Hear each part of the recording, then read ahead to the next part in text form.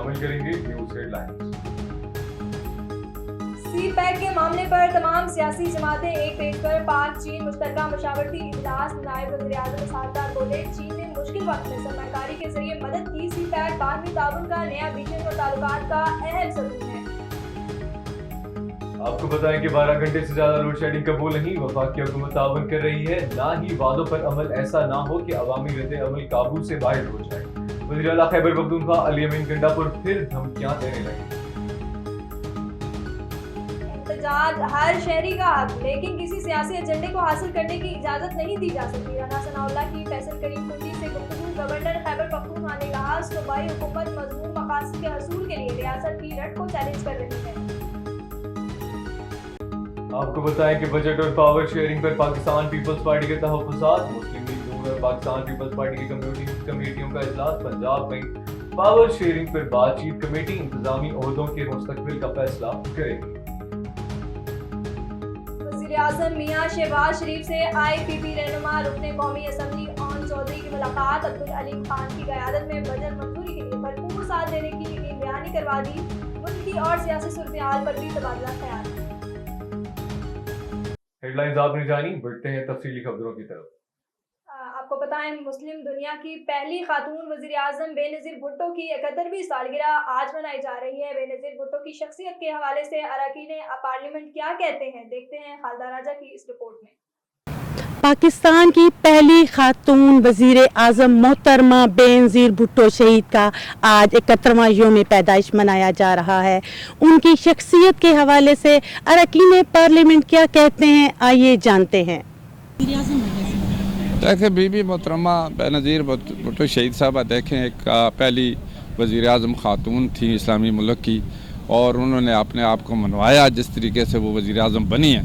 और शहीद ज़ुल्फ़िकार अली भुट्टो की वो बेटी थी, एक सियासी ख़ानदान से उनका ताल्लुक़ रहा है, और जो उस वक़्त उनके एक सोच थी जो अवामी बेहतरी के लिए माशाल्लाह, यानी इसी वजह से देखे भुट्टो साहब कब शहीद हुए लेकिन आज तक उनकी पार्टी है।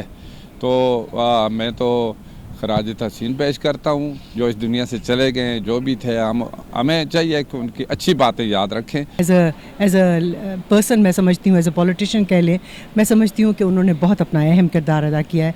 She led with grace and मैं समझती हूँ कि उन्होंने बहुत अच्छा अपना किरदार अदा। बतौर वज़ीर आज़म वो कैसी थी? वो बहुत अच्छी थी। उन्होंने वज़ीर आज़म के तौर पे भी, देखिए हमारे डिफरेंसेस हो सकते हैं, डिफरेंट पार्टीज़ के हम हैं, बट अगर हम देखें इसको तो मैं समझती हूँ कि उन्होंने बहुत अच्छा काम किया है। Thank you so much. बतौर सियासतदानी एक अच्छी विजनरी लीडर थी, अच्छे प्रोग्राम्स थे उनके, और उन्होंने जो अरसा गुजारा उसमें कुछ न कुछ डिलीवर भी किया था। इस्लामी दुनिया की पहली वज़ीर आज़म थी, ख़ातून वज़ीर आज़म थी। उन्होंने पाकिस्तान का नाम रोशन किया। She was very talented lady. एक अच्छा उनका जिसे कहते हैं अप्रोच थी। उन्होंने जब प्राइम मिनिस्टर रही, अगर आप उनका एरा देखें, 2 times she became prime minister, तो उसमें उन्होंने बहुत ज़्यादा इस्तेलाहात की।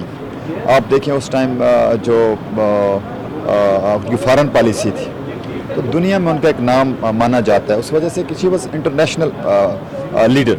तो हमें ऐसे वी मिस बीबी, जो सिंपली मैं यही कहना चाहूँगा। आपको बताएं कि थाना कुमैर शरीफ की हदूद में गुज़िश्ता दिन 2 ग्रुपों में लड़ाई का वाक़या। एक पार्टी ने दूसरी पार्टी पर इल्जाम आयद किया कि हमारा बंदा अगवा कर लिया है, इसका कोई अता पता नहीं। 15 पर कॉल की, थाना कुमैर की तरफ से कोई रिस्पांस नहीं मिला।